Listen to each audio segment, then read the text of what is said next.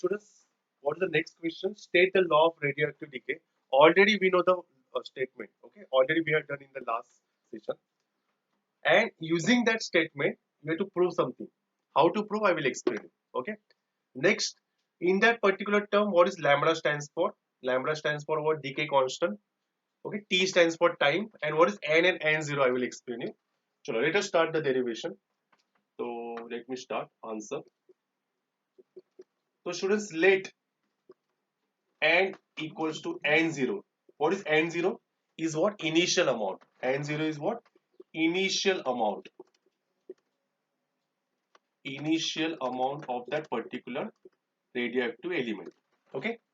When I say initial, that time, what is the time? 0 second. Bro, just which started means what? Just time is what? 0 second. After t equals to t second. After t equals to t second. अभी मैंने just generally बता दिया कि after particular time t equals to t second n बन के n बन जाता है, मतलब that is the final amount. We can say amount at time t. Amount at time t equals to t second. ठीक है, इतना बता दें. अभी according to law, what is law states that? All of you consider. According to the law of radioactive decay, what law states? Now you know the law. Okay, आपको definition पता है. What is the law? The amount of nuclei or number of nuclei decay per unit time is directly proportional to number of nuclei present at that time. समझ में आया? मतलब हम लोग बिना देखे भी लिख सकते हैं. अगर आपको मैथमेटिकल फॉर्मूला है तो you can write that statement. आपको जरूरत भी नहीं रट्टा मारने की. इसलिए मैथमेटिक्स विल हेल्प यू. मैंने इसलिए बोला मैथमेटिक्स इसलिए स्ट्रांग मेरा, इसलिए बिकॉज मैं मैथमेटिकली सॉरी फिजिक्स इसलिए स्ट्रांग है बिकॉज मैथमेटिकली मैं उसको सोचता हूँ. जो थियोरेटिकली सोचेगा फिजिक्स को वो हमेशा पीछे रहेगा. मैथमेटिकली ऑलवेज रिलेट, तो आपको थोड़ा इजी पड़ेगा. चलो ठीक है सर, लेक्चर बहुत हो गया, लेट अस कंटिन्यू. अभी मेरा मैथमेटिक्स चालू होता है. अभी बोलो, यहाँ तक तो मैंने बता दिया. अभी मेरा मैथमेटिक्स चालू होता है. अभी all of you concentrate, don't write anything. अभी मैं बताने वाला हूँ. Since it is directly proportional ना, तो स्टूडेंट्स बोलते डायरेक्टली प्रोपोर्शनल मतलब इफ आई पुट कांस्टेंट, समझ लो if I put equal sign, तो यार कांस्टेंट विल कम. वो तो सर हमें भी पता है because we have studied in what school level.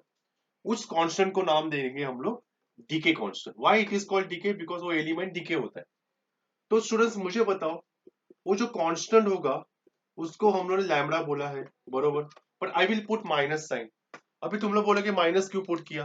Because minus I put because as time increases element decreases.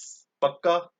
As time increases, जैसे जैसे टाइम बढ़ेगा वैसे वैसे एलिमेंट की संख्या और एलिमेंट का अमाउंट कम होता जाएगा. तो that's why we put negative sign. तो negative indicates what? As time increases number of element और अमाउंट ऑफ एलिमेंट और amount of radioactive substance decreases. चलो ठीक है, यहाँ तक तो हो गया. अभी इसके बाद मैं क्या करने वाला, बरोबर से देखना. इस n को इधर शिफ्ट करूंगा, किसके पास? dn के पास. मतलब n आके 1/n हो जाएगा. और dt को उधर शिफ्ट कर दूंगा तो माइनस लैम्बडा dt. अभी आप बोल रहे हो 11th स्टैंडर्ड के स्टूडेंट्स की आपने इंटीग्रेशन नहीं किया है. एक्चुअली झूठ बोल रहे हो, because in the chapter of physics, physics के चैप्टर में वेक्टर जिसने सिखाया होगा, वेक्टर में आपने किया होगा डेरिवेटिव एंड इंटीग्रेशन. उसमें थोड़ा सा पार्ट था, अगर आपको याद होगा तो ठीक है. अगर नहीं है तो अभी पूरा दिमाग में फिट करना जो मैं बोल रहा हूँ. Everyone concentrate. What exactly I am going to do after this step. इसके बाद स्टूडेंट भूल जाते हैं. इसके बाद you take the integration. Student बोलते अरे वाह, इंटीग्रेशन चालू भी हो गया. यस. तो when I take integration you have to write the C. C मतलब constant of that is the integration constant. वो मैं सिखाऊंगा when I teach you integration. मगर अभी याद रखना, after this step I shift n over here, dt over there, I took the integration. और integration में हमेशा इंटीग्रेशन कांस्टेंट आता है. तो क्यों आता है उसका रीजन भी मैं बताऊंगा, डोंट वरी. अभी नहीं, अभी ऐसा समझ लो कि तुम लोगों को पता है व्हाट इज इंटीग्रेशन 1/n. अभी ये फॉर्मूला तुम लोगों को पता होना चाहिए, इंटीग्रेशन ऑफ 1/x. तो मैं लिख के दे रहा हूँ, वो याद रखना. Integration of 1/x with respect to x is always log x. Okay, ये फॉर्मूला याद रखना. तो इंटीग्रेशन ऑफ लॉग है 1/n क्या आएगा? इंटीग्रेशन लॉग है 1/n is what? log n, बरोबर, इक्वल्स टू माइनस लैम्डा। अभी यहाँ पे 1 है, तो इंटीग्रेशन ऑफ 1 वो भी मुझे बताना है। Integration of 1 with respect to x is what? x। ये फॉर्मूलाज याद रखना। Integration of 1 with respect to x is what? x। तो इंटीग्रेशन 1 विथ रिस्पेक्ट t क्या आएगा? t, मतलब t होगा तो t आएंगे प्लस c। यहां तक समझ में आया होगा? Hope so. दिस इज से नंबर 1। वेट एंड वॉच, अभी तक प्रूव नहीं हुआ। अभी मैं क्या करने वाला हूँ students, at time t equals to 0, तो put t equals to 0 second, बरोबर। If I put t equals 0 second, तो n के जगह पे क्या पुट करूंगा मैं? n0। तो मतलब मेरे पास नया टर्म आ जाएगा log of n0 equals to t, तो 0 होगा, और c, तो c का मेरे पास वैल्यू आ गया। व्हाट इज c का value? I got log of n0। Agree? तो now all of you concentrate last part of the derivation, तो मैं यहाँ पे करने वाला हूँ, ठीक है, बरोबर से देखना। तो from 1 and 2, from 1 and 2, what I can write? Log of n equals to minus lambda t plus c। c का वैल्यू क्या है? log of n0। log of what? n0, बरोबर। इसको रीजन क्या लिखेंगे स्टूडेंट्स? फ्रॉम 1 and 2, चाहे तो लिखो फ्रॉम 1 and 2, बरोबर समझना। I will explain it again, वापिस में एक्सप्लेन करता हूँ। मैथमेटिकल स्टेप्स देखना। अभी नेक्स्ट स्टेप में क्या करने वाला हूँ मैं? नेक्स्ट स्टेप में log of n I will keep as it is, plus log of n0 इधर आके क्या हो जाएगा? माइनस log of n0, बरोबर, and equals to what? Minus lambda small t. ये समझ में आया?